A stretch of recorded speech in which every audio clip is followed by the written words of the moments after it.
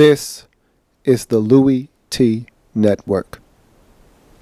Hey, either you're outside or you're in the lab room. Who else could it be but me, your man, Louie T? Welcome. You are in the lab room. Of course, I am your host, Lou. Thank you for joining me. Week number 13 in the National Football League. Tennessee Titans on the road taking on the Houston Texans. A little bit of AFC South family business.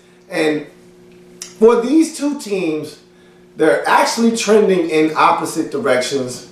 For the Tennessee Titans, you're 2-9 on the season. Really don't see many more victories in sight for you. And so it's an evaluation process.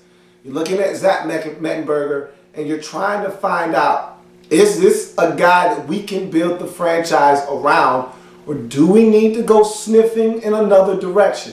And so these last maybe 5 or 6 games are going to be very telling for him. I don't know if you can make a clear evaluation and draw that line in the sand and say, hey, you know what? We need to draft another quarterback or not off of these games, but maybe you need to. So for the Titans, there's something to play for. There's a reason to watch this football team.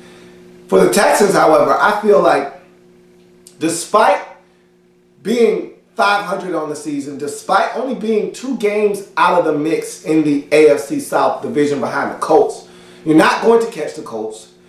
You're not making the postseason. And, you know, I hate to be the bearer of bad news, but I'm going to just be real with you. I'm going to keep it real. Can I keep it real with you? I've been keeping it real with you all season long. I told you that Ryan Fitzpatrick wasn't going to take you where you wanted to go. You've already seen that. That's why he was benched.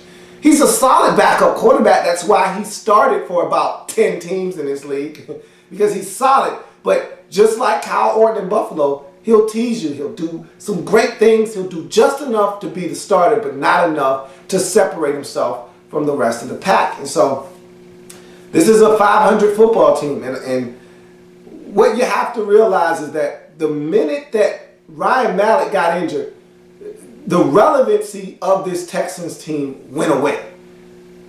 And what I mean by that is, if you're a Texans fan, one of the few things that you had left to hang on to was, hey, what does Ryan Mallett look like? How good is this kid? Can he be the franchise guy here in Houston? Him going down with this injury, missing the rest of the season.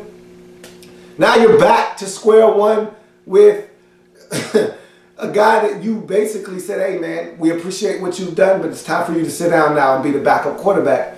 In the bearded one, Ryan Fitzpatrick. So now it's just about trying to win football games. And while that's nice, that's cute, this team isn't making the postseason. And again, at 6-6, you're right in the mix. I mean, everybody else is 7-5, 8-4, so you're only 2 games out of the mix in the postseason. But we all know this team, despite having enough talent, I feel like, to actually be a postseason contender, your quarterback position isn't going to allow you to do that. So this was a game that you had to win, though. I mean, Tennessee isn't good, so you need to beat them up. Like I said, the one thing that's going to save this this Texans team is the fact that you play in such a bad division. You should clean up Jacksonville. You should clean up Tennessee. And if you can find a way to split with Indy, you got a shot. And so you jump into this game, opening possession TD for the Texans. They come right out of the gate, they score. And then if you're the Titans, this is when you know things were going to go bad for you. Zach Mettenberger picked off by Jonathan Joseph, leads to another touchdown. And the Texans jump out to a 24-0 lead at the half. What a difference Arian Foster makes. My goodness, man. I love this guy. I love this game. He's so versatile. Can catch it out of the backfield. We saw that in this game. You see it all the time with him. And he's such a special back. And I feel like if he would have played last week, you beat Cincinnati. It's a shame that, you know, even the games that you probably could have had a shot to win, you didn't win because of injury. And it's a shame because if you win that game and you're 7-5 right now, I could be singing a different tune. But at 6-6, it's a long shot. You still got the Colts another time. You still got to play the Ravens. It's just going to be tough for you to get into the postseason through the back door. But nonetheless, he comes back and you know what? You get a huge performance, a career day out of Ryan Fitzpatrick. He throws 6 touchdown passes en route to a 45-21 victory. And the Titans actually cut this thing to 24-14 in the third quarter, but the Texans run away. J.J. Watt, what more can I say? What more can we say about this guy? I mean, strip, sack, forced fumble, he recovers it, almost scores a touchdown, says, hey, I did all the work to get us the football. Can I at least cap this thing off with a touchdown?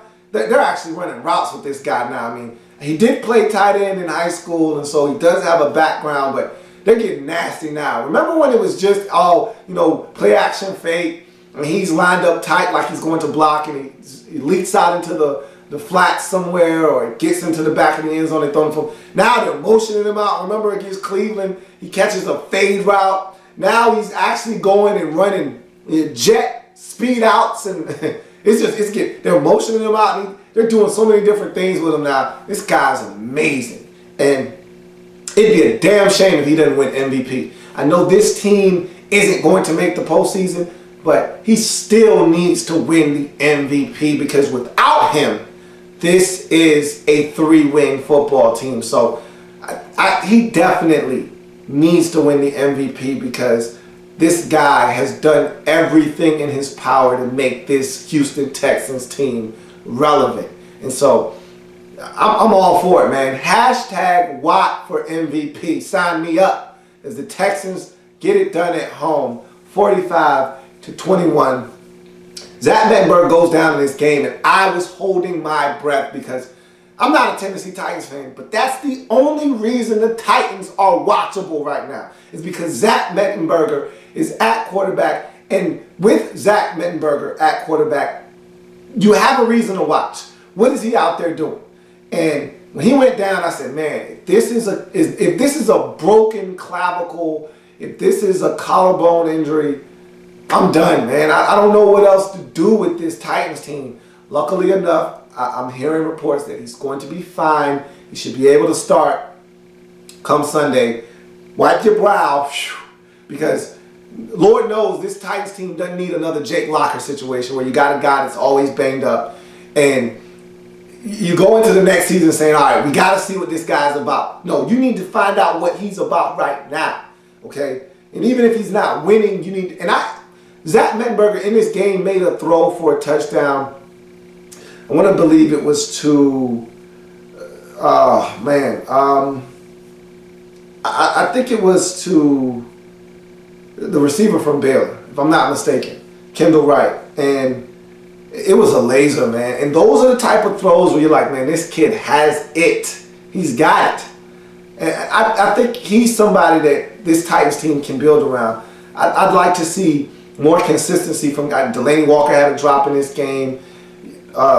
Justin Hunter got crushed in this game, ended up having a ruptured spleen. He was in the hospital last time I checked, so he took a shot, did he, on that particular play.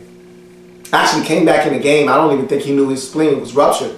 So, yeah, this team, there's a lot of things that you look at and you just say, you need to upgrade this, you need to upgrade that. But at the end of the day, if Zach Mettenberger is the guy, I think that will make a lot of these decisions a lot easier. So it all starts at the quarterback position. If Zach Mettenberger is the guy you want to evaluate. So let's see what happens moving forward with this Titans team, but they lose another one, 45-21. Texans go to 6-6. Titans drop to 2-10. And so we'll see what the Texans do down the stretch. They're at 6-6 right now. This is probably an 8-8 football team when it's all said and done. We will see what happens with this Titans and Texans teams, respectively, as they look to wrap up their seasons. That's going to do it for Titans and Texans. Thank you for joining me. If it happens in the National Football League, whether big or small, we cover it all here in the lab room. Come back and join me as I continue to break down week number 13 of the National Football League. See you.